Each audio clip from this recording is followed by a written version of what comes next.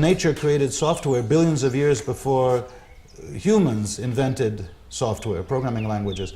The software in nature, DNA, is billions of years old, and old DNA is a little more primitive than modern DNA, but it's basically the same language. Yes. And so there's software all around us in nature, in every plant, in every tree, in every cell in the human body. And here in Brazil, where you're in the tropics and you see all these wonderful palm trees, and the vegetation is so intense and luxurious, so much richer than in the New York forests, which look rather sad actually compared to everything here in Brazil. Yes. So from this point of view of metabiology, what is biology? It's sort of software archaeology. You're looking at very old software, and that captures one of the features that evolutionary developmental biology has noticed, which is that the embryo sort of repeats a little bit, in a way, the evolutionary steps that led to that organism. So human beings are sort of like fish at one point as an embryo. And if that goes wrong, you end up with problems in the face. The gills have to close, right? Sometimes they don't perfectly.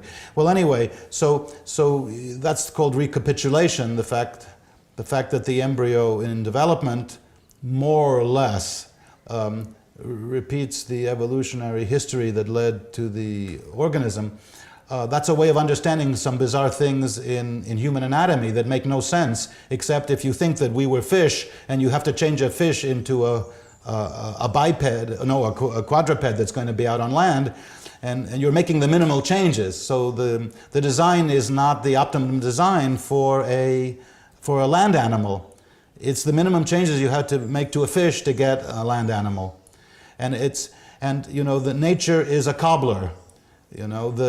Somebody said he didn't believe in a designer because the design of organisms is actually quite a mess. It works, but it's not the best design by any means.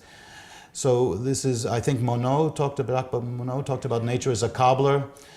You take old parts and old buildings and you try to patch them up. You make the minimum changes to keep them running and to change them into something new.